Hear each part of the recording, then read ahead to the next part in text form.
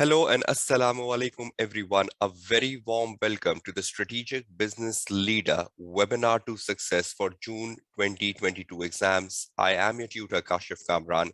Today is the fifth and the final day of this SBL webinar to success. Let's see what is the agenda.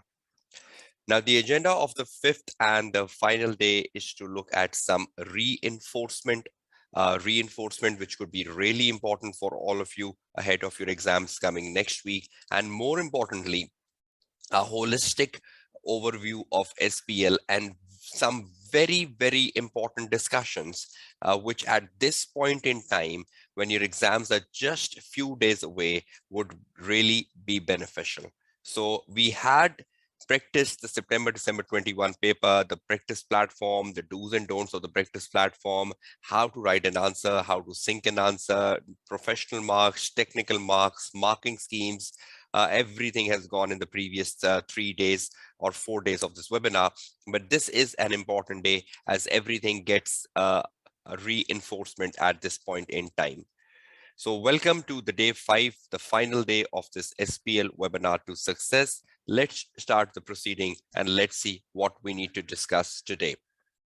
Now, first of all, while I was analyzing the past papers from September 2018, where the SBL started with, and down to the last paper, which is available on the ACCA website and on the practice platform, which is a September-December 21 paper, which we did in the webinar as well.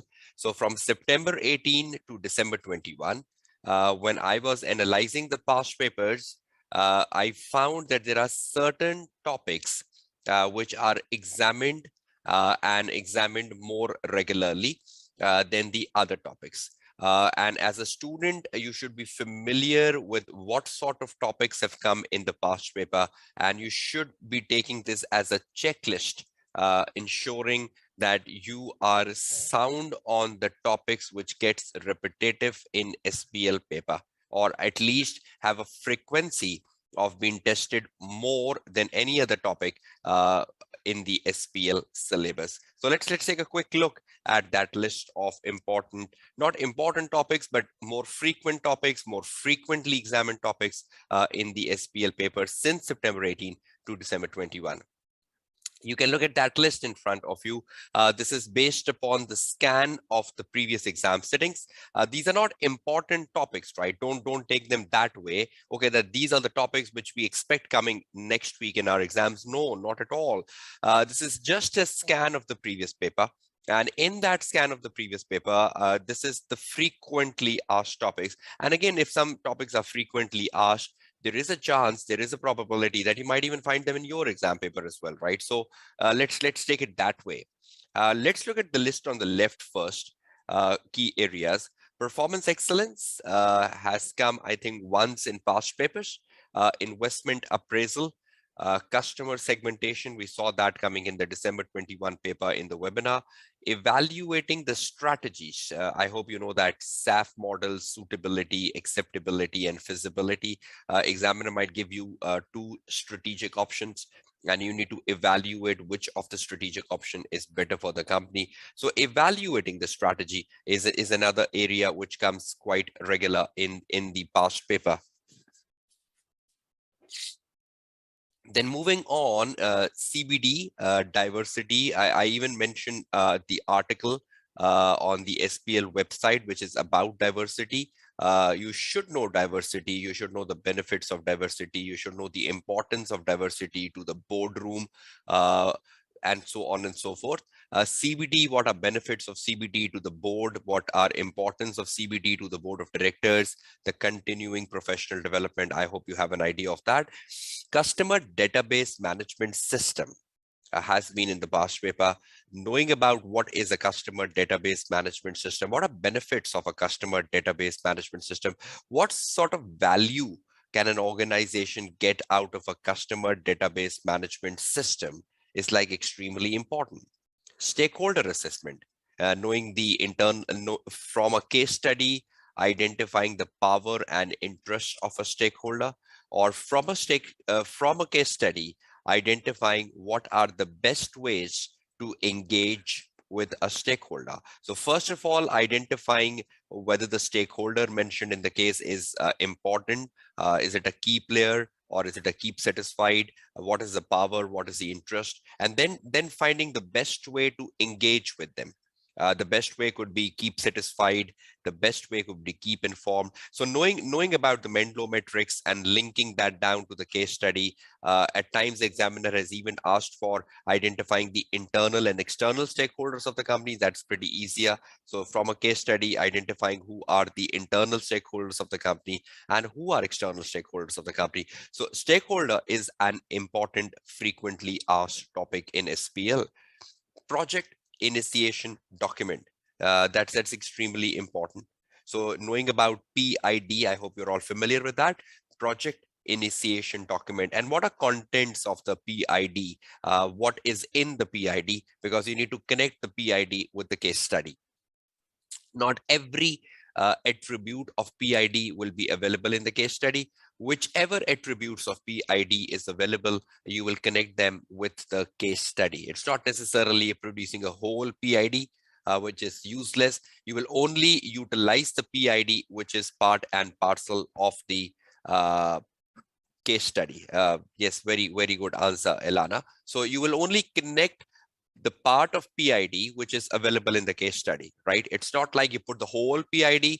No, that's not the way. That's very common with the models as well, right? Suppose you get a question on pestle in the exam paper, but the entire pestle is not available. You only have information about political, or you only have information about social, or you only have information about legal. So you will only find from the case study political, economic, legal. So you are confining your pestle to just the three elements. So it's not about producing the whole pestle and then searching for information.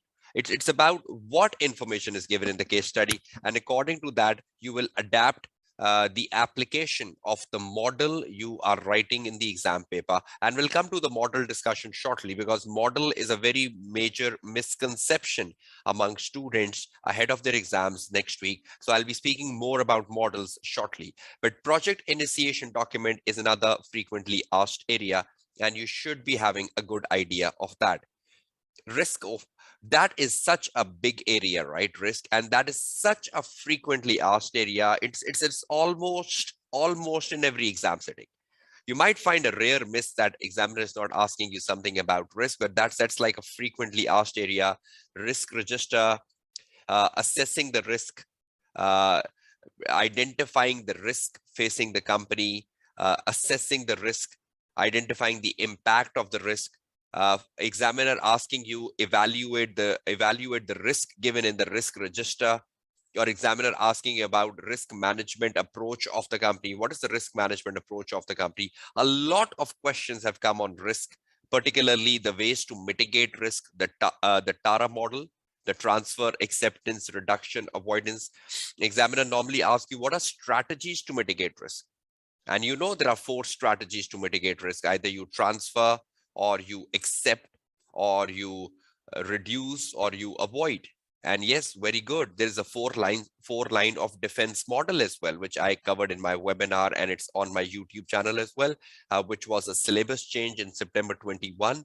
The 4-line of defense, that is part of risk management.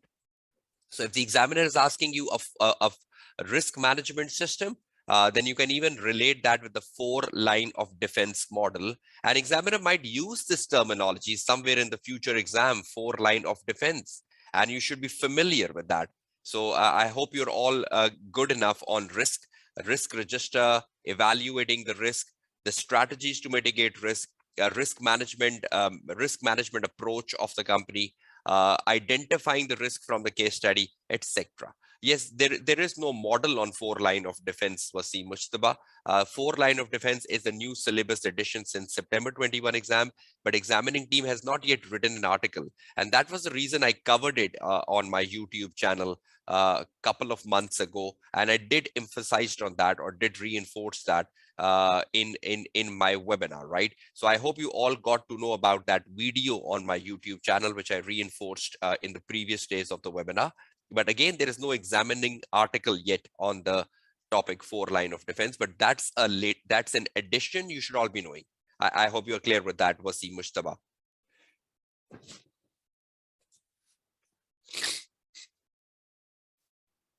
Okay, moving onwards. Internal controls, weaknesses, we've seen that even in the December 21 paper, a typical question asking you to identify the weaknesses, the implication of the weaknesses, and then giving up a recommendation. It's a very common area, and you will see this coming a lot of time in the past papers. Technology topics like cyber security, knowing about it, e-marketing, disruptive technologies, e-business, and big data. They have been in past papers. So knowing about what is e-marketing, what are benefits, what are value, what you do in e-marketing, what is cybersecurity, what are benefits, what are value of cybersecurity, what are challenges of cybersecurity, or disruptive technology, values, benefits, challenges, e-business, value, benefits, challenges, big data, value, benefit, challenges. So you should be familiar with this, right? Because it's extremely important that you know the value, you know the benefits, you know the challenges, because this has been common phenomena in the SBL paper. Examiner asking you what a benefit of this, what is value of this, what are challenges of this. So I think the best way at this point in time to know something, just like Elana is asking, because this is not a theoretical webinar, but Alana is asking, what does disruptive technology mean? So the easiest part is right after my webinar gets over, go to the Google, type disruptive technology and its benefits. And you get some links on Google. Just click the first one and just spend 10-15 minutes reading it out, and you will be having a very good mindset. Or just write on the Google, what is the meaning of disruptive technology? In 5 minutes, you will absorb that. And then write on the Google key benefits of disruptive technology and absorb them. So I think this is just like 10-15 minutes and you can absorb things up. In the time, in the era we are living in, I think a search on the Google and absorbing from the Google has become far better than books and articles. Now, even as a tutor, if I need to do some research for my lecture, it's better. Okay, let's go on Google, let's type something, get it out, and put it down on my pen and paper. I think in 10-15 minutes you can easily do that, and that's a good advice in this point in time when you are just a few days away from the exam. I hope you will benefit from that, Alana.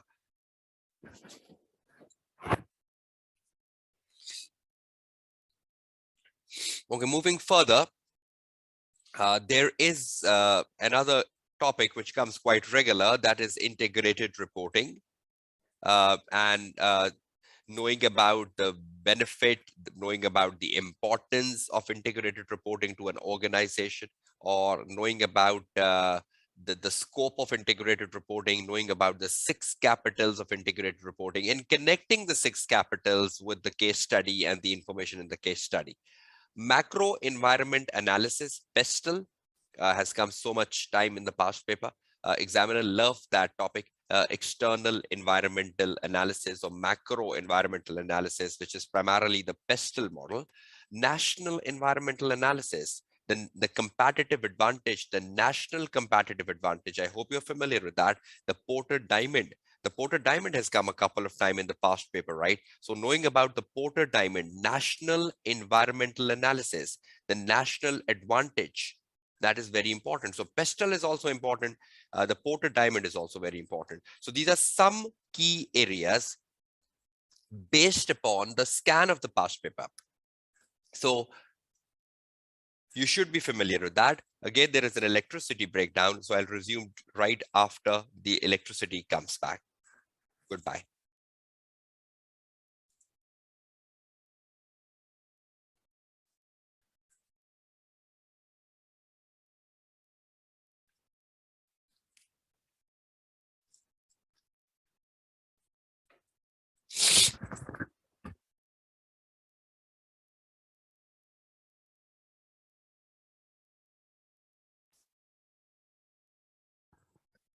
Okay, welcome back. Let's resume where we left due to the technical reasons. The session got disconnected. Now, just prior to that disconnection, we were discussing the key areas based upon a scan of the previous exam settings. Now, when I did this scanning from September 18 to December 21, right in front of your screen, we were discussing this. These are key areas. Now, you should ensure that you know each of these key areas and you know exactly how they have been examined in the past exam settings, because that will give you the right control you need ahead of your exams. So you should be very sure about stakeholders, risk, technology, integrated reporting, macro environment, the Porter Diamond, customer segmentations, investor appraisal, performance excellence, customer database, diversity, CBD, and again, the reinforcement of the articles, the 12 articles I did mention to all of you to read, because that's extremely important. Because if you are ignoring the articles, the 12 I did recommend it can be regretful, because if something out of those articles or a topic out of those articles is examined in the upcoming exams, you might be regretting yourself. So instead of regretting yourself, it's better you spend time on reading those particular articles. That's extremely important. Now, one more thing. When you look at the topics which are examined on a regular basis in the past exam settings, and we were just discussing prior to that disconnection that a lot of time the examiner asks you benefits, importance, value, challenges. It's very important that, for example, integrated reporting, you know the benefits, you know the value, you know the challenges, or for the technologies like e-marketings, like big data, you know the benefits, the importance, the value, the challenges. Same goes with diversity. What are benefits of diversity? What are value of diversity to an organization? Again, that's covered in the article on diversity as well. Now, there are lots of topics in SBL and even in front of your screen currently, which requires you to know the benefits, the values, the challenges, because again, these are like favorite examinable areas of the SBL examining team. So if you have the right knowledge, as we were discussing on the previous days of the webinar, that if you know the benefits, you can then tailor them to the case study. If a question is asking you the benefits of integrated reporting and you know them, you can put them and then you can link them to the case study, rather than you write the benefit, what you have learned, and you just extract the rote learning on your answer on your word processing answer area.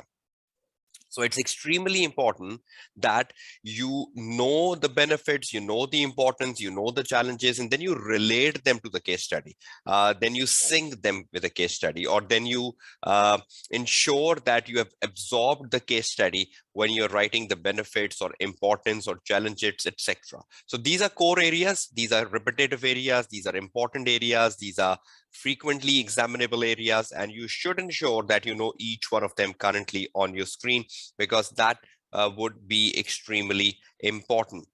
So just let's move on now. And in terms of moving on, benefits is the key area. Now, how many times have you seen benefits being examined in the past paper? I've seen them a lot of time, even in the September, December 21 paper. Benefit, value, importance, advantages. Now, you should be knowing them. There are so many areas where examiner can come down asking you what are benefits of this, or what are advantages of this, or what perhaps even asking you what are disadvantages. So there are so many knowledge areas in SBL which requires you to analyze the benefits. And if you do the scanning of the past papers from September 18 to December 21, you will find lots of time examiner asking you to write a benefit of something. So you should be knowing them. Just like in the December 21 paper, we found the value of a customer segmentation, or examiner asked you the benefits of integrated reporting. You should be knowing about them, or what are benefits of customer database, or what are benefits of e-marketing, or what are benefits of mobile technology. So something like that should be in your mind, because I believe benefits is an examinable area and is a frequently examinable area. So if you know benefits and you have penned down benefits, you have learned the benefits, that's good, because then you can relate them with the case study, because it's important that you know the benefits and then connecting them with the case study. I'll just come back to this shortly. Knowing the model isn't the best answer. Knowing the model isn't the best answer. And I'll just give you examples of that shortly, that a lot of time when the student read a requirement in the exam paper, he or she spend 5-10 minutes just thinking about which model to apply here, which model to apply here. They recall the BPB book, they recall the Kaplan book, they recall their class lectures, and they say, oh, which model, which model, which model, and they're wasting the time. Model isn't the best answer. At times the model is very explicit and you go with it, but at times the model isn't explicit, and even if you do an answer without a model, will be the best answer. Let me show you some examples of that. If I just take you to the past papers of SBL, I hope you can see them right on your screen, and I can share some examples with you randomly. So you just need to give me a few minutes to search for those examples, but just to tell you how things could have been. Okay, look at this. The question in front of your screen. Can you see this question in front of your screen? Highlight, the board of highlight. This is from the September. This is from the December 18 paper. Right? Can you see that? Please confirm if you are in the live session. Can you see the board of highlight currently on your screen, which is from the December 18 paper? Because we are just discussing that model isn't the best answer. So not necessarily you're wasting time searching for the model. If you know it and you can just pick it out in like a minute, that's fine. But if you're wasting time and searching, okay, what is the model here? And you spend 5-10 minutes on that, that's useless. Now, if you see right in front of your screen, the question from December 18, it says, the chief business analyst has asked you to prepare a briefing note for the finance director for consideration at the next board meeting, which discusses the key factors which enabled Highlight to be successful in the home country DLAND. Now, one student immediately pick, because the examiner is asking for how was Highlight successful in the home country? And he picks, okay, the home country means the national environment. And he immediately links the national environment of the home country with Porter Diamond. And you believe that there is a national advantage of DLAND, which is contributing to the success of Highlight. But another student cannot think about Porter Diamond. Rather, he goes to the case study, and from the case study, he identified the key factors which enabled Highlight to be successful. Because in the case study, there will be many factors given which has contributed to the success of Highlight. And this is a 16 marks question. So that student found like 8 factors which contributed to the success of Highlight. That's a valid answer.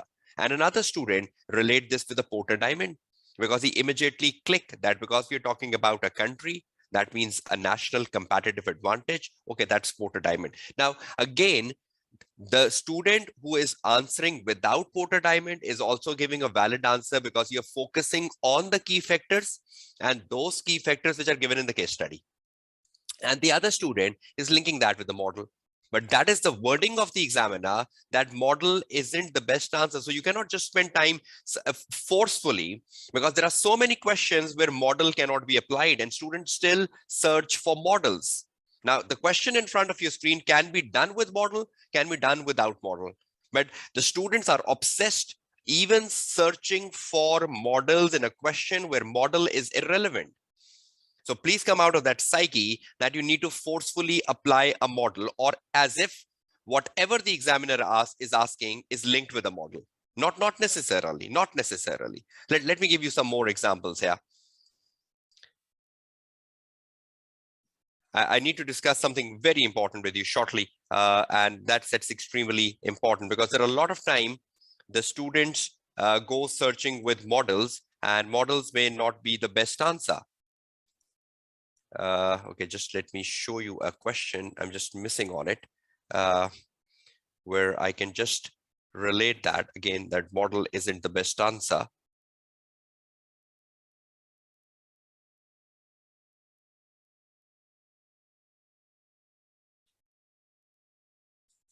Okay, fine. Look at this question in front of you. This is from the September. Uh, this is from the September December 20, right? And from September December 20, examiner is asking you prepare a report for the CFO, which evaluates the extent of the external environment. Now, that's quite picking for every student. That external environment is basically the macro environment, and the external environment is basically the pestle. So, examiner is asking something about external environment and its impact on the company. So you are very clear here that yes, external environment, that's a picking word, and you go down with it. Key factors which enabled a company to be successful in the home country. Picking the Porter Diamond for some students will be easier, for some it will not be. But even in this question, probably because students are well prepared on external environment area, and they pick up, okay, the external environment is the pestle. So in the case study, we need to evaluate the pestle and its impact on the business objectives. I think that's quite picking up that the model will be applied here. Okay. Fine, just let me search if there is another example.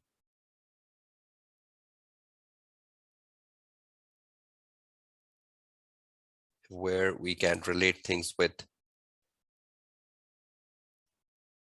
Because sometimes you find a keyword and you click, okay, this is the model we are applying here, but sometimes doing that is like extremely difficult.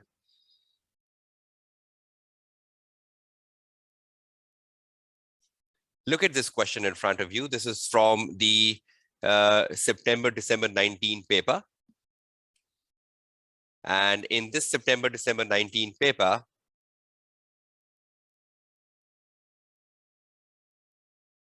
okay, Wasi, that's quite a long question to read in the live session. It's like a story. So if you can just WhatsApp me to my private number, and I can be replying back after I end the live webinar, right? Thank you so much.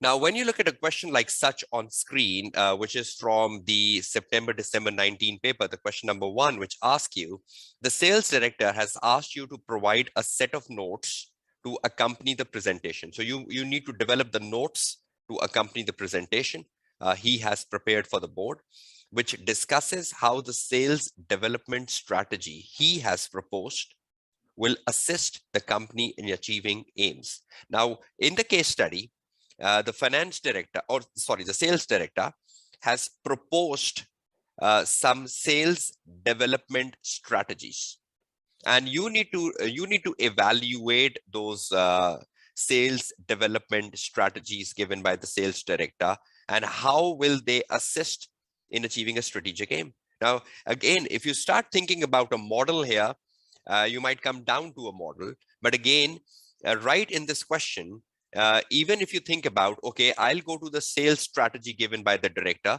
I just evaluate the sales strategies. I'll just discuss what is good in that strategy and what is bad in that strategy, and how they are helping the company in achieving the aims, which must be given in the case study, the aims of the company, and you're writing an answer.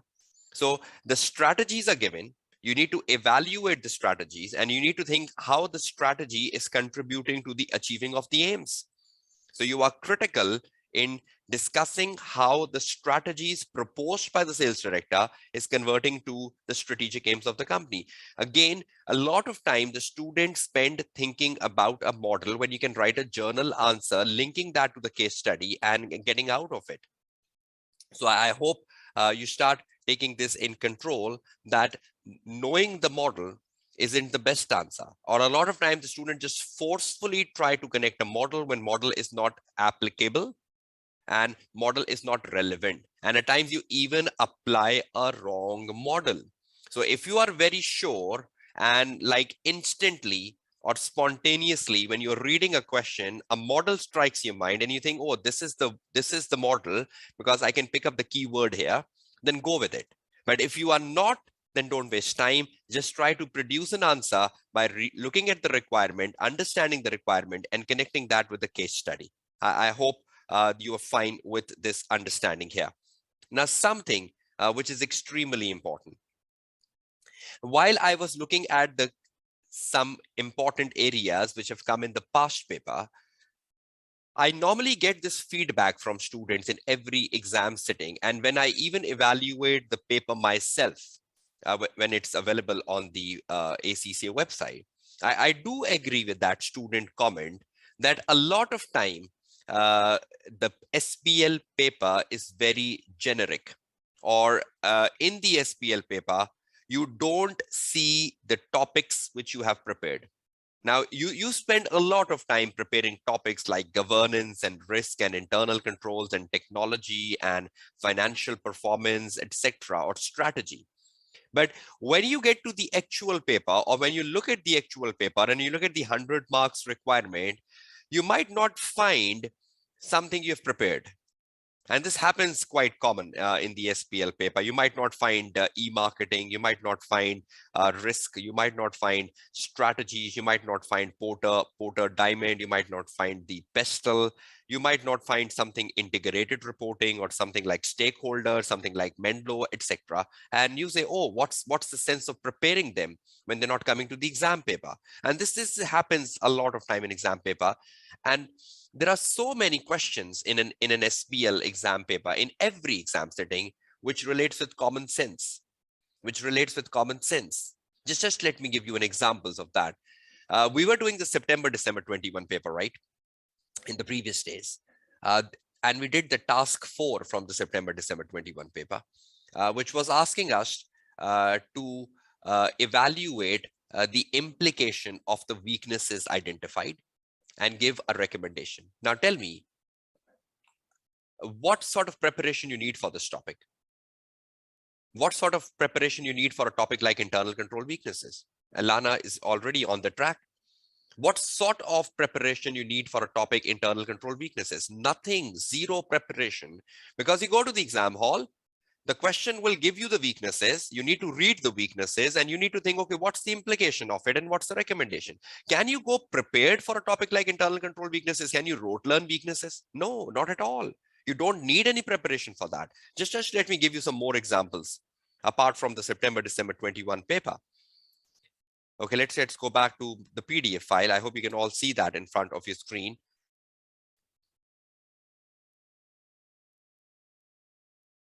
Look at this question in front of your screen from September-December 19 paper. I hope you can see that in front of your screen. The September-December 19 exam paper, the question number 1B in front of your screen. Prepare a report for the finance director which evaluates the financial and non-financial implication of Dulce prioritizing one order over the other. Now, obviously in the case study, there must be something about one order over the other. And what is the financial implication of that? And what is the non-financial implication of that, of Dulce prioritizing one order over the other? Now, is that a case-specific situation? You will read the case and you will understand the Dulce position of prioritizing one order over the other. And you need to speak of its financial implication and non-financial implication. Now, can you be prepared on it? Can the BPP and Kaplan book or a class lecture or reading an article help you here? No, because you need to look at the situation of Dulce. You need to look at the Dulce prioritizing one order over the other from a case study. And you need to speak of its financial implication, monetary implication, and the non-monetary implications. You cannot do anything here, right? You cannot do anything here in terms of learning. I hope you agree with me. Go down.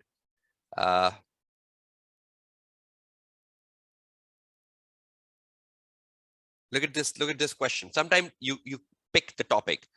Analyze the risk identified in the risk register. So the risks are already given. You just need to analyze them and what impact the risk will have on the company.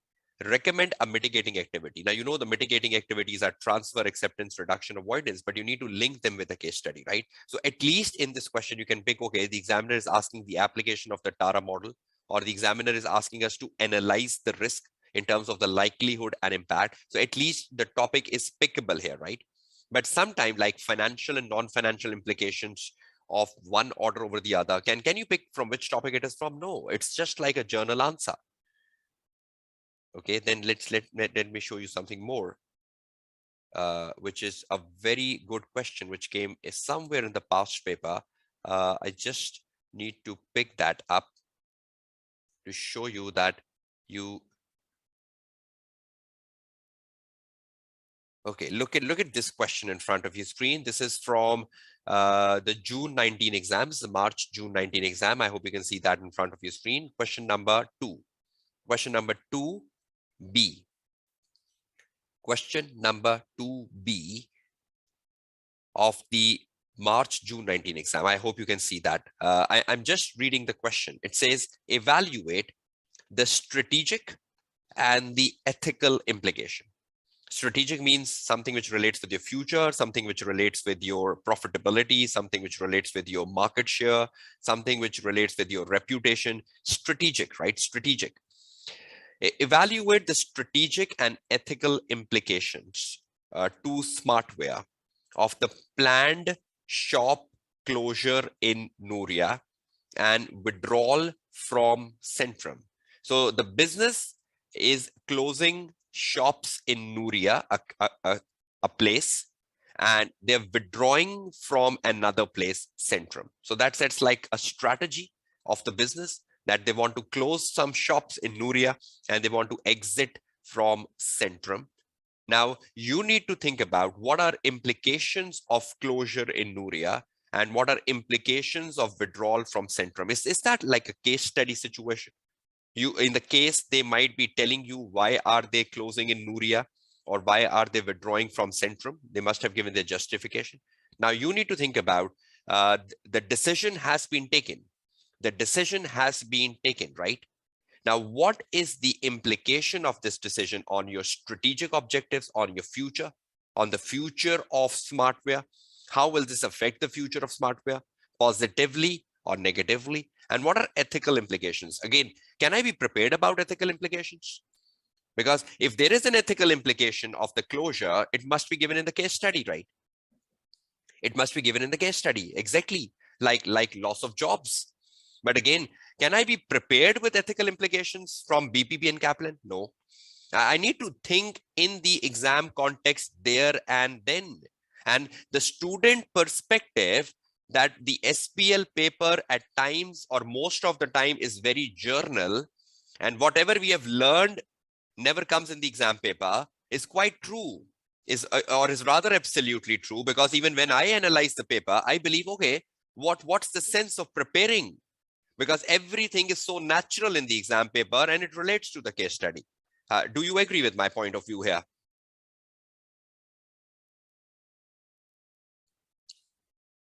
Right? So look at this question in front of you. Does this question require any preparation? Tell me. The question right in front of you from the June 19 paper, question number 2B, does it require any preparation? All of you? Because only few students are responding, right? I need answers from all of you. Does it require any preparation? Or is it like going into the case and finding the answer? So there are a lot of time a question comes in exam paper which doesn't require the preparation. Look at this question here. Draft a memo to the buying and merchandising director, which evaluates the effectiveness of internal control and recommend improvements to internal control. You cannot be prepared for questions on internal controls, right? You can never be prepared on questions on internal control because the weaknesses will be in the case and the recommendations has to come out of your own judgments. Okay, last thing. Look at this. Describe the benefit of introducing a customer database management system. Now that's a topic. Customer database management system, and from the BPP book, Kaplan book, or from the articles or from the lectures, you know the terminology customer database. Now, the question is asking you what are benefits. Now, this is a question which I always tell my students that you should know the benefits in SBL paper from your learning, from your knowledge. And then you relate those benefits of the customer database management system to the organization smartwear. Now, this is extremely important. Just give me 1 second if I can comment on this in a more effective manner. Right here, the benefits, right? You should know the benefits. Like, again, we have been discussing that multiple times in the session today, that you should know benefits of so many topics in SBL. But if you know the benefit, you have knowledge K, you have knowledge of the benefits, you will relate that with the organization. You will relate that with smartware, right? 6 marks, so just 3 benefits, but relating them to the case study. So if you learn the benefits of so many topics, can that be beneficial? But at least when you look at the customer database here, customer database is a proper topic. And if you know the topic, you can survive in the 6 marks question. NPV analysis. Again, you look at the term and you pick, oh, this is the topic.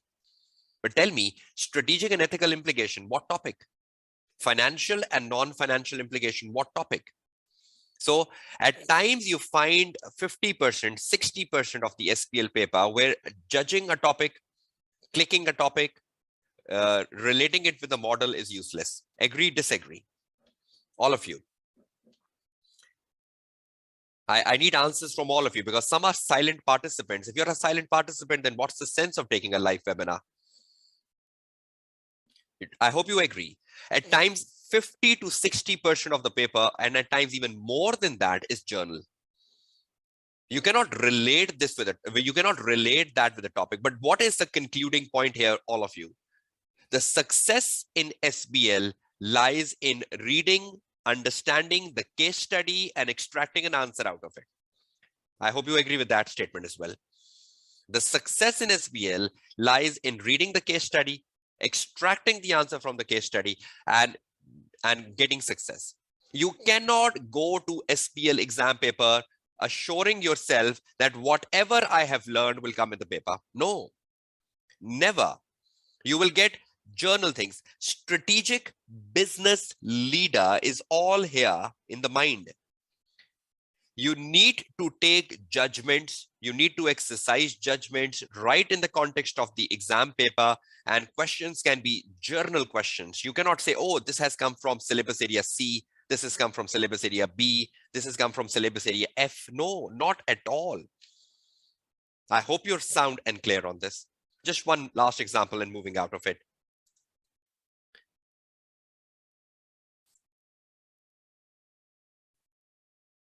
I think there was a question I'm just missing on that,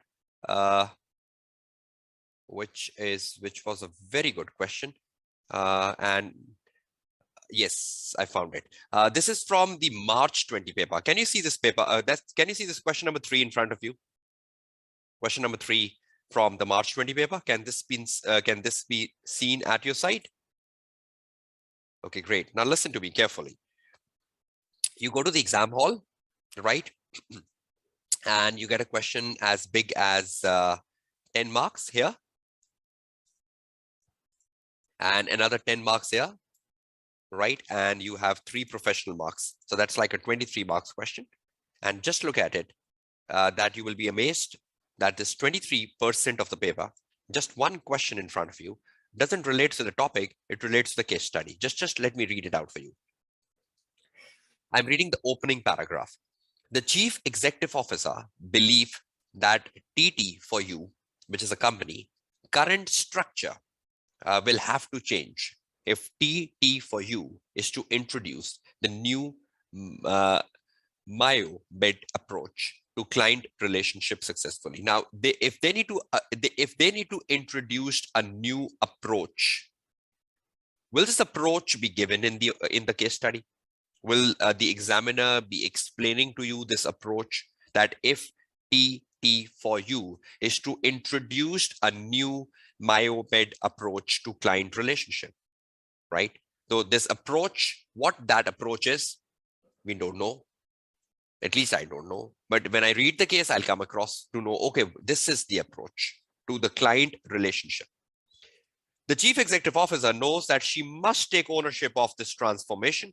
She feels, however, that she needs guidance on the transformation process and how she would lead the process, including communicating the need for change. Yes, we know change is a topic in SBL, and we know whenever the organization is in the transformation process, there will be challenges, there will be obstacles.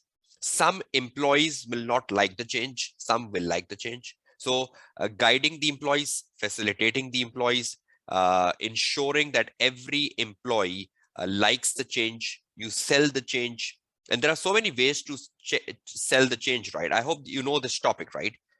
Change management, bringing the change in the organization. But do we know about the new MyoBed approach which the company is introducing, and then again linking that with the change management? Do we know about this MyoBed approach from any syllabus area?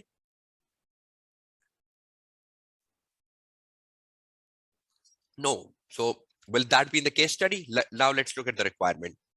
Prepare an email. So you have to prepare an email. You can check the format of the email from the examiner answer. Prepare an email for the chief executive officer, which advises her on the responsibilities and activities involved in preparing and implementing the transformation of TT for you effectively. So you need to write an email to the chief executive officer, and in that email, you need to advise her on the responsibilities and on the activities involved in preparing for and implementing the transformation. Now, when you need to bring a change in the organization, what are responsibilities of a chief executive officer in ensuring that the transformation is smooth? And what sort of activities will be involved in implementing transformation? Already some student give me the answer, right? That training, education, informing the employees, having a brainstorming with employees. You need to sell as a chief executive officer. You need to sell the change, or you need to sell the transformation to the employees. So what are the responsibilities of the chief executive officer for a successful transformation? Number one. And what are activities involved in successful transformation? Can you relate this with the topic you have in the syllabus, change management? How to bring change? What are activities involved in change management?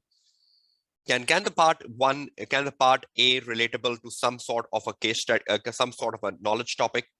Agree or disagree, all of you?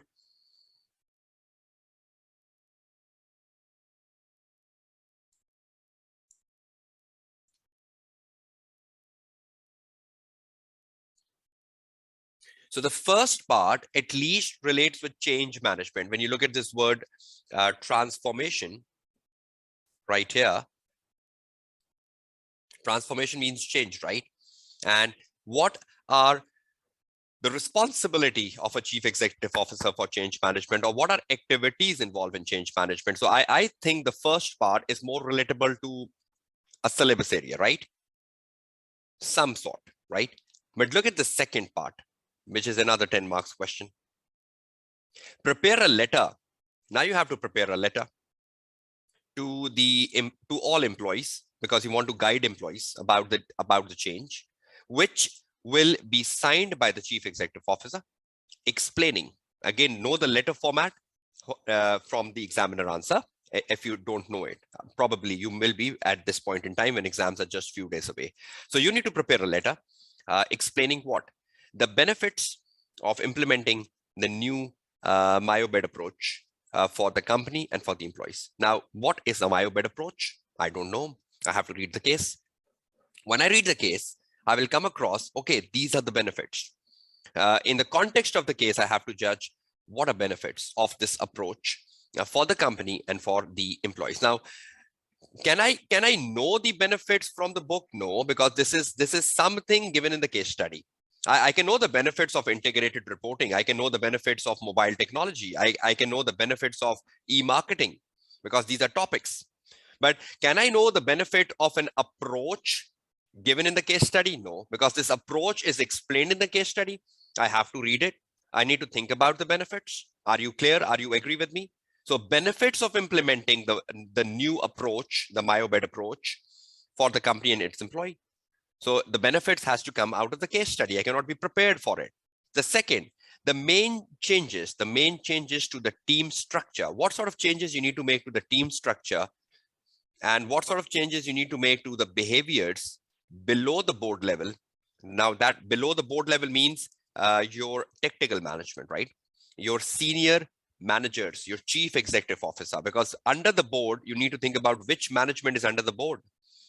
What sort of changes you need to make to the team structures, and what sort of changes you need to make to the behaviors of people under the board, which the new MyoBed approach will require. Now, again, when I read the MyoBed approach, I will get to know that what sort of a behavioral change is required for the MyoBed approach, or what sort of a structural change is required for a MyoBed approach. But can I be prepared to tackle this question without reading the case study? Does it relate with any syllabus area, A, B, C, D, E, F, G, H? Tell me. So the entire 10 marks answer is to be searched. So are you prepared for this challenge? And I believe this is easier, because if something is case given, then it's easier for every student to read the case and find the answer. Right? Alana, education, communication, training, negotiations is the answer for A part, right? Where you need to guide to the chief executive officer what are her responsibilities and what sort of activities will she undertake to bring the transformation. So that is the answer for 1A. But what sort of structural changes are needed with MyoBed approach? Again, when till the time I don't read the MyoBed approach, I will not be having an idea about the structural changes needed. I hope you're clear with that, right? Now tell me, all of you, when you go to the exam hall for June 22 exams, quite possible 50% of the paper, or more than 50% of the paper, is journal, like the examples you're coming across here. And your preparation from the class lectures, reading the book, reading the article is of no use. And you have to be prepared for this. And I believe if something comes from case like MyoBed approach, as if I am a student in your place, I will like it, because I know, okay, leave aside the books, leave aside the article, let's read the case and find the answer. Is that clear to all of you? Do you find a question, a journal question from the case easier than a case specific, than a book specific topic? Agree or disagree? So you need to understand that a significant percentage can be journal paper. And this is a common feedback I get from students, and you must be getting from your seniors as well, who have passed SBL, that SBL is very journal paper. But journal means it's a case-oriented paper. Everything has to be extracted out of the case study. So conclude.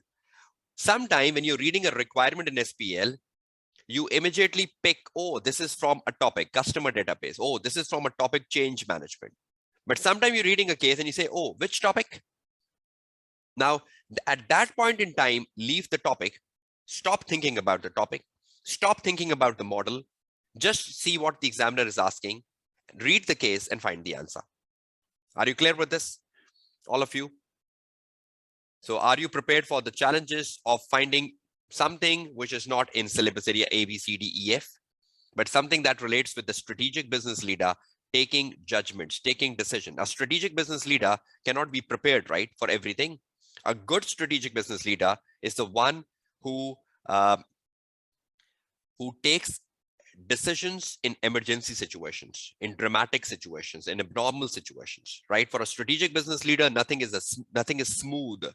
So if you are a strategic business leader, any day when you're working in the organization, something unusual can come in front of you for which you are not prepared, and you have to take a decision at that point in time, what is best? And that's exactly the SBL paper. So even though these are regular areas in front of your screen, but you should be prepared for areas which are not relatable to any syllabus area. And I've just given you examples, a few of them, and I hope you're sound with those examples, that so many times a question might ask you something which is not relatable to a case, to a specific syllabus area. We did discuss the benefits. You should be knowing benefits of lots of syllabus areas. Knowing the model isn't the best answer. We just discussed about that. So a lot of time the student wastes time thinking about a model when model is not relevant even. There might be a question which doesn't require a model, but students are so obsessed. They say, oh, what is the sense of doing an answer without a model? If you are that sort of a student, You might be in a very difficult situation in the upcoming exams because not necessarily every question requires an application of a model. There are so many requirements which can be solved without model. And even if there is an application of a model and the student cannot find it, rather he or she just link the answer with a case study, that's a fine answer. So examiner will not penalize you that if you have not used a model, rather you've given a correct answer. So without model, even the answer can be correct, just as I've guided you with examples a few minutes ago. Okay, moving on. Examiner in each sitting do ask something in the paper which does not relate to a specific syllabus requirement, rather just based on case reading and extracting answer. Intelligence is the key to success in SBL. Have you got examples of that? Tell me. Have I given you examples of this? This is the summary of what we did in the last 10 minutes. Intelligence is the key. So taking decisions in 4 hours, taking the right judgments in 4 hours is the key to success in SBL paper.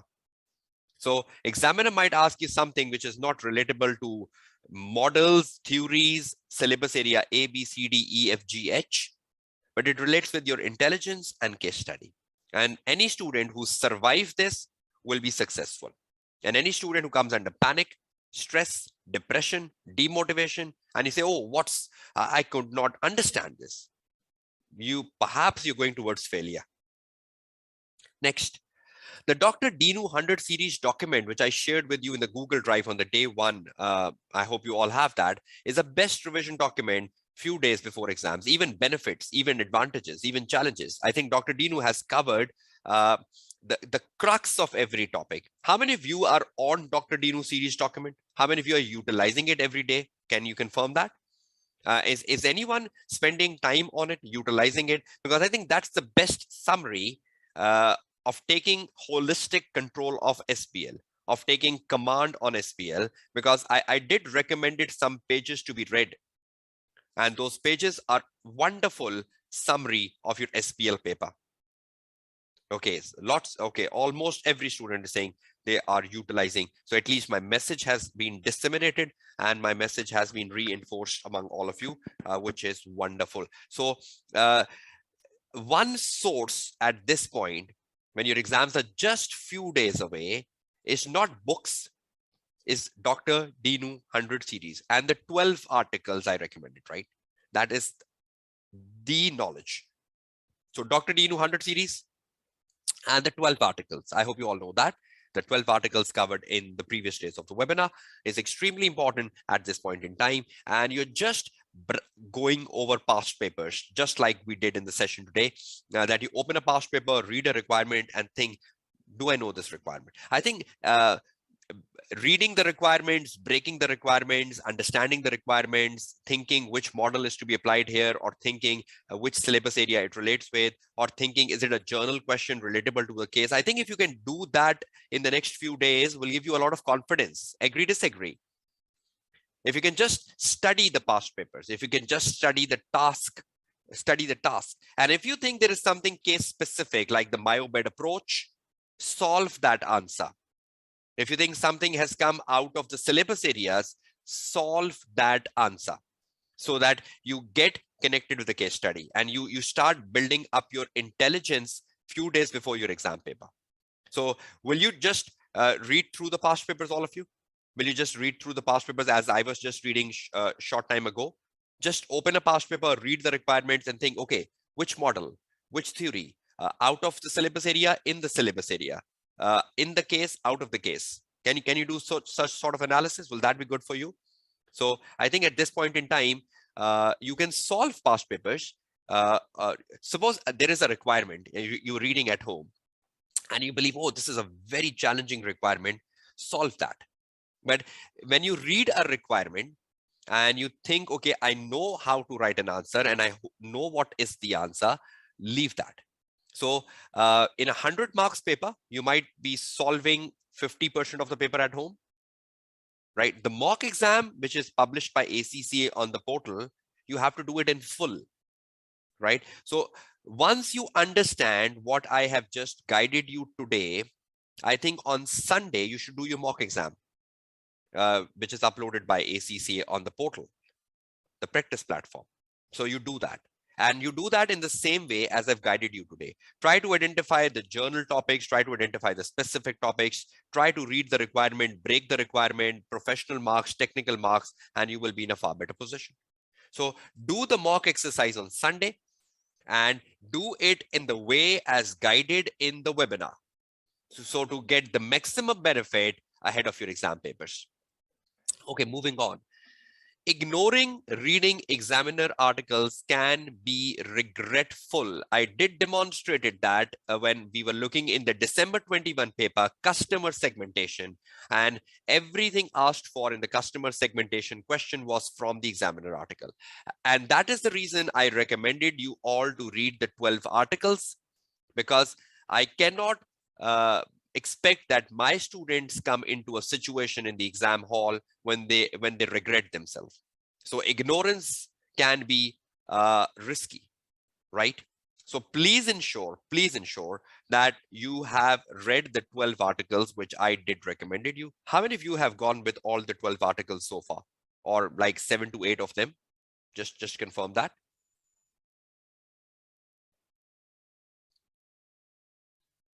Yeah, you can't regret later, right? No one can regret that. Okay, that's very good. Alana is saying you did 10, around 10, which is good. I read 6 from the recommended. So you 6 more to go, right? So you're on the good track, Vasi. Good. So at least the good thing, which at least is motivating me as a tutor, is that you're listening to me, which is wonderful, because a lot of time the student don't listen to a tutor and they just do what they want to do. But currently what I'm looking around here is that you're listening to me, which is wonderful. Okay, that's great. That's great, Vasi. So you are on the right track. It's wonderful. Okay, moving on. Few of the last steps. Case specific answer is the key. Grab the success. If you want to grab success, if you want to get more than 50 marks in SBL, the success lies in case specific answer. And that's been the critical success factor of this webinar. And that's been the unique selling point of this webinar, which I'm selling since the day one of the webinar, that try to link your answer to the case study as much as possible. So the more you link Optima in the case study, the more you link Dulce in the case study, the more you link the TT for you in the case study, the more you link Smartware in the case study, in your answer, sorry, you will produce a good answer. So if the organization given in the case study, the environment of the organization in the environment of the organization given in the case study, or the challenges, the issues, the problems, the press release, the negative media criticism given in the case study is not utilized in your answer, and your answer is 75%, 80% generic, and only 10 to 15% linked with the case study, you're heading towards failure. But your 80 to 85% answer is linked with the situations, the environment, the challenges, the obstacles, the story of the case study, and only 10% of the answer is like generic. You are grabbing the success in SBL. So I hope this message has gone to all of you over the last 4 days. This message has been reinforced to all of you in the last 4 days. Case specific answer. Try to find and develop a point from a case study. Even if you're writing a benefit, advantage, drawback, link that to the case study. Are you on it, all of you? Okay, moving on. This is what we did, I think, on the day one or somewhere. But again, I need a reinforcement, because a lot of time the student are very confused about the length of the answer. Now, I was very clear about the length of the answer, because if you have read the article, which is in the day one of the Google Drive, 10 things to learn from September 18 exams. That was the first exam sitting, right?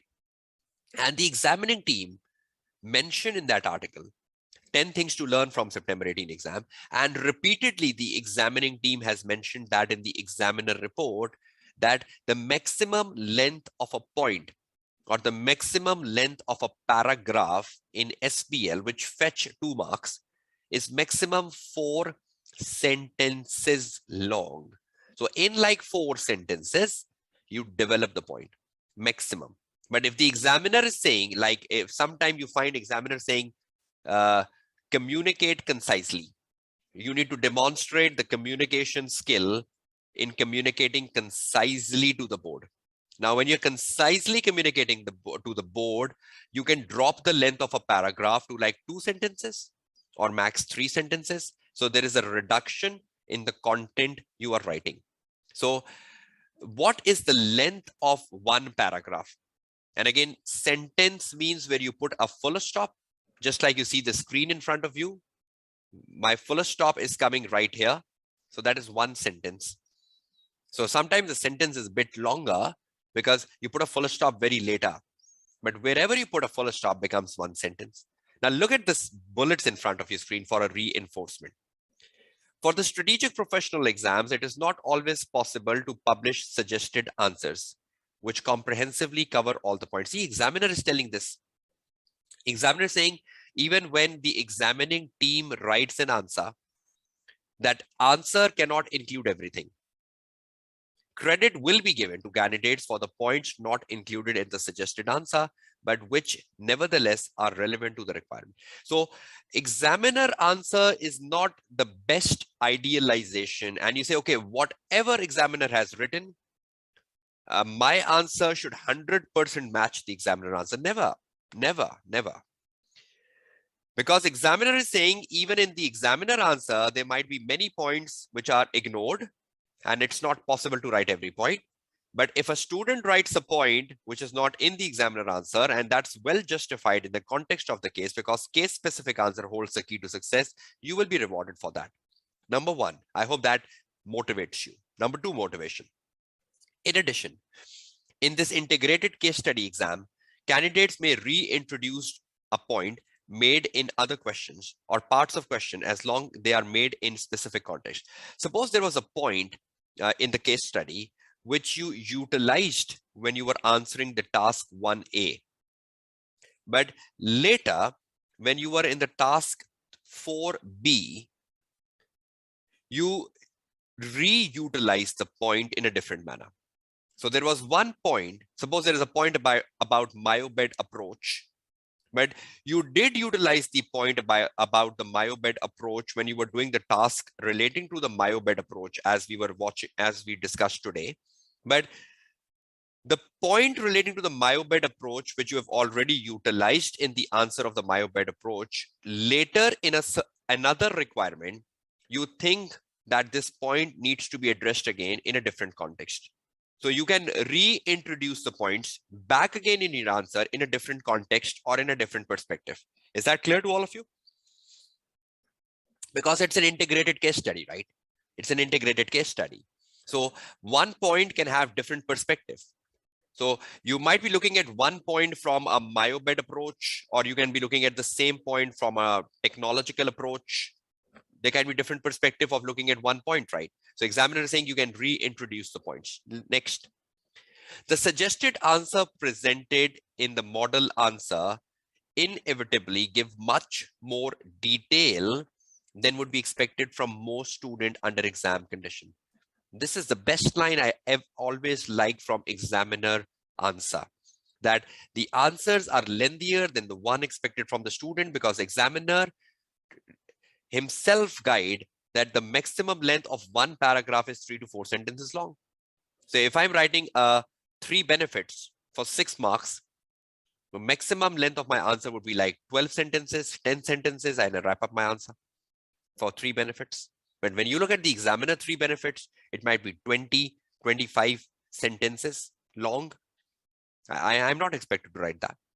I hope this is a reinforcement day 5, where points discussed previously are being reinforced just to ensure that if you have forgotten them, that comes back to your mind. So stop idealizing the examiner answer, sit down with the past paper, open a past paper, study the past paper, see what you know, what you don't know. If you don't know anything from the past paper, solve it. If there is something If there is something journalized asked in the past paper from September 18 to December 21, solve it. So spend as much time as possible with the past paper, careful analysis of the past paper, not just spending time idealizing the examiner answer. You can learn the formats from the examiner answer. That's wonderfully good. How you start, how you end. I've been reinforcing that in the previous days. So that's how things have to go down with the examiner viewpoint. Grab the professional marks as guided in the webinar previous days. How many? I believe you should aim for 15 out of 20. Should. And I believe you can do it. Examiner will tell you how to demonstrate a skill. I hope you're all clear on that. I hope you will all read the line, professional skill marks are available for demonstrating commercial acumen. And then the examiner will tell you how to demonstrate commercial acumen. And if you pick that out and you demonstrate the commercial acumen in the way the examiner likes it to be demonstrated, along with the journal professionalism of using the right format, using headings, using short paragraphs, and avoiding repetition, and demonstrating commercial acumen in the way examiner likes it, you are grabbing most of your professional marks. I hope you're clear on that, because this has been addressed quite a number of times in the previous days of the webinar. I hope you agree. So are you all clear on what professional marks are? What is the breakup of the professional marks? What is the utilization of the professional marks? Are you all sound and clear on this? Because that's extremely important, right? So I was very clear in the breakdown of the professional marks, right? I was very clear on how to get them, and learning the definitions of the skills is useless, because examiner will tell you professional skill marks are available for demonstrating skepticism, and then the examiner will tell you how to demonstrate it. Examiner will tell you professional skill marks are available for demonstrating the evaluation skill, and then the examiner will tell you how to evaluate. I hope you know what to demonstrate and how to demonstrate from my webinar. I hope you are doing that at home. How many of you are doing that, reading the demonstration line and finding how to demonstrate and link that to case study? How many of you are finding that demonstration line reading far better, far easier now?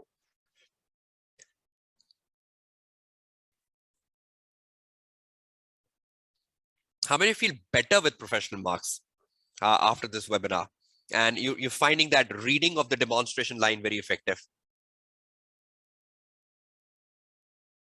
Okay, thank you so much.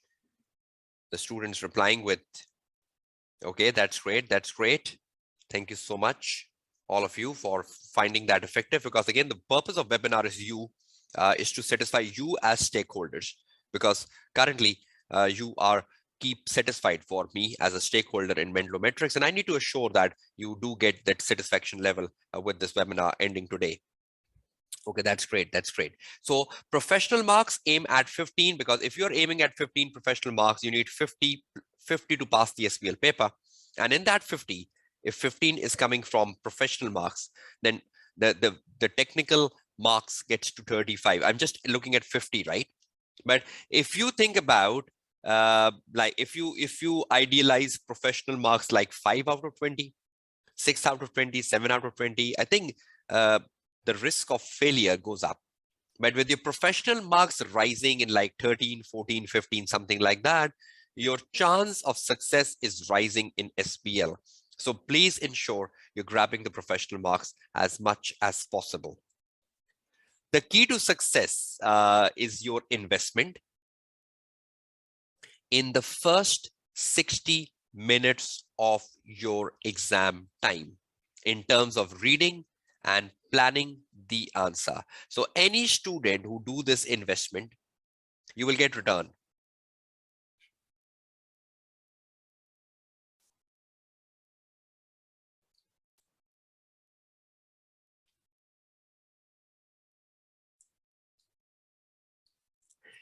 The key to success is your investment. Investment gives you return. The investment first 60 minutes.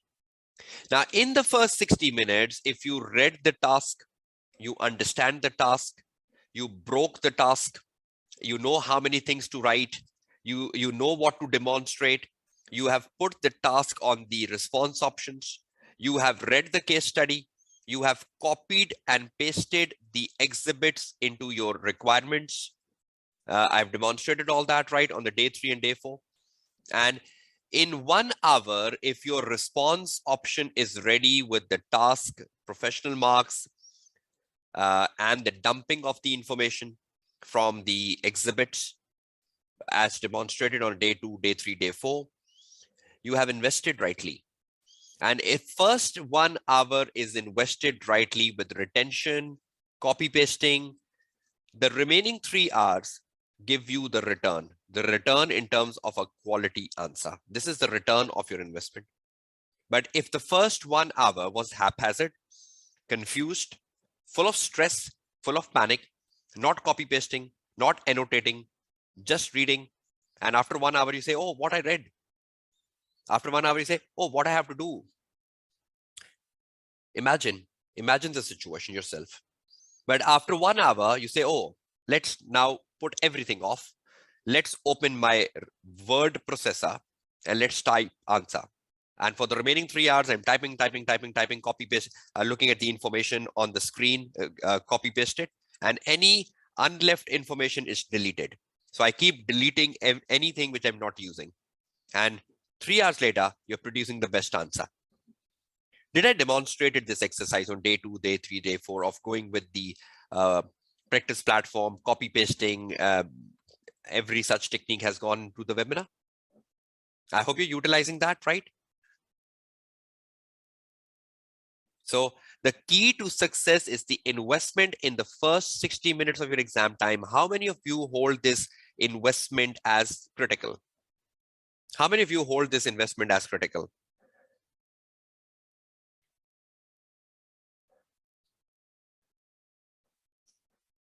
Okay, great. Thank you. One student saying, I do hold it. What about others?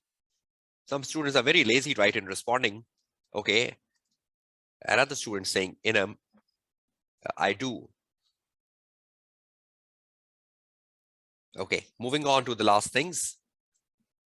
Final tips and techniques. Just to recap, quick. If we discussed something in the last 4 days and we missed them out, this is an opportunity to bring them back. Carefully reading the requirements, break it down as much as possible. We did discuss that. This is simply a reinforcement. I did demonstrated you how to read a requirement, how to break a requirement. There might be a comma in the requirement. There might be an and, A and D, and you break the requirement. One requirement can ask you multiple things with a comma and an and. So be sure that you're answering everything before the comma, after the comma, and before the and after the and you're breaking the marks with 2. Again, your investment in the first 60 minutes is critical. Plan the number of points to write versus the marks available. 12 marks divided by 2, 6 points. Okay, 12 marks divided by 2, 6 points. The question is on weaknesses and recommendation. Now that means 1 mark per weakness, 1 mark per recommendation, right? So 12 divided by 2 is 6. Now you know I need to write 6 weaknesses and 6 recommendations. So 6 weaknesses give you 6 marks and 6 recommendations gives you 6 marks. So that's how you go down with things. Carefully investigate the professional marks and see how the examiner want you to demonstrate the skill asked for. Again, this has gone into the webinar, just discussed shortly that investigating the professional marks, how to demonstrate professional marks, knowing the professional marks, again, holds the key for your success. Ensure you apply journal professionalism to your answer to maximize the ability to earn marks. Journal professionalism, GP, is equal to the format, headings, short paragraphs, and avoid repetition. So if you follow the definition of a journal professionalism, you will be in a far better position to write a good answer and fetch. Yes, Mitzi, if that's your right name, you should at least watch the previous webinar, December 21. If this is your first one, December 21 on my YouTube channel, and this one, June 22. I think that too would be good at this point in time. Next, your answer should be synced with the case as much as possible. I hope you all agree. The key is your investment in the first 60 minutes, and that will give you return in the later 180 minutes. Ensure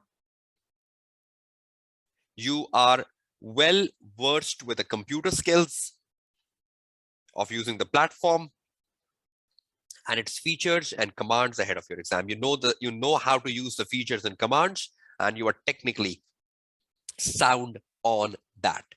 So these are the final tips and techniques. Now, just before I wrap up and say you the final words of success and final words of motivation, you can be connected with me anytime possible. You can email me at sblkashifkamran@gmail.com, and I'll be responding to your queries as fast as possible in the next 3 days ahead of your exams. You can WhatsApp me, and again, I'll ensure that my response rate improves in the next 3 days. Again, on my Facebook page, SBL by Kashif Kamran, I'll be uploading final tips and techniques, final advices. In the next 72 hours, I'll be very much focused on social media activism, and you can be on my YouTube channel where the recordings of this webinar gets uploaded. So we discussed some very important things on the 5th and the final day, some reinforcements, the importance of grabbing the Dr. Dino 100 series, the importance of the journal things which comes in the SBL paper, apart from the specific areas which are very, very repetitive. So you need to ensure that you are sound in the areas in front of your screen. And for the journal areas, you cannot do anything. You just go to the exam hall. If you come across a journal area, face it. Read the case, find the answer.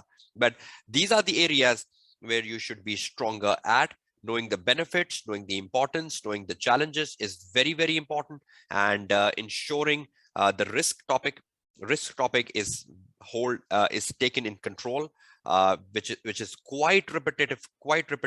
And again, the technology area is taken in control as well, because it comes a lot of time in past papers. So please ensure you are on the sound track for it.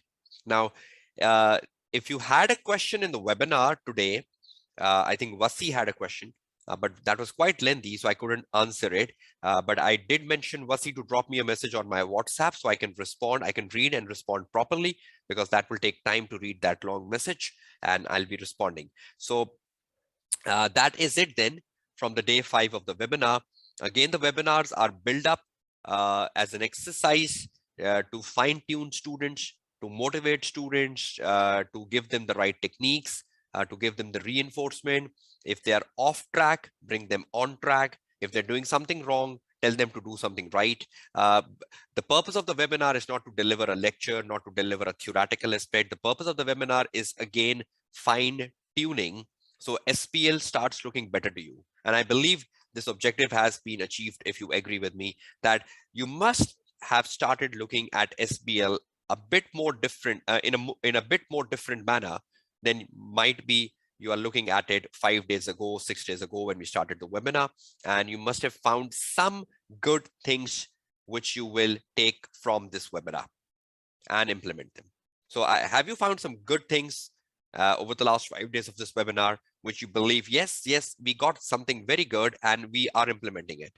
So I hope you have some takeaways from this webinar, right? And you have some good takeaways from this webinar, which you were not doing before.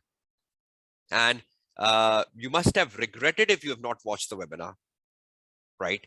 So I wish you all a very best of luck. Your exams are just a few days away from now when we are conducting the day 5 of the webinar.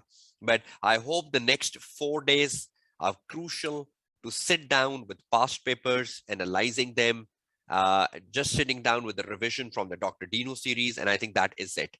But you need to be focused and ensure your intelligence is active on the day of exam. You're not stressed out, because a lot of time the students study too much 24 hours before the exam. And what exactly happens that when you sit in front of a computer on the day of exam, You are like exhausted, stressed out, drowsy, sleepy. Please don't do that. 24 hours before your exam, you should reduce the content of study and you should relax. You should just sit down, relax yourself, whatever makes you relax. Try to find something which mediate, which relax your mind, and you are active for the day of exam. So I think if you have exams on Tuesday, Monday, you should not study. You should just plan to study by Sunday, and that is it. But because if you get yourself exhausted, you will not be delivering the best. I hope you agree with me. A lot of time I've seen students who are so exhausted that even though they're well prepared, they collapse on the day of exam. So please don't do that.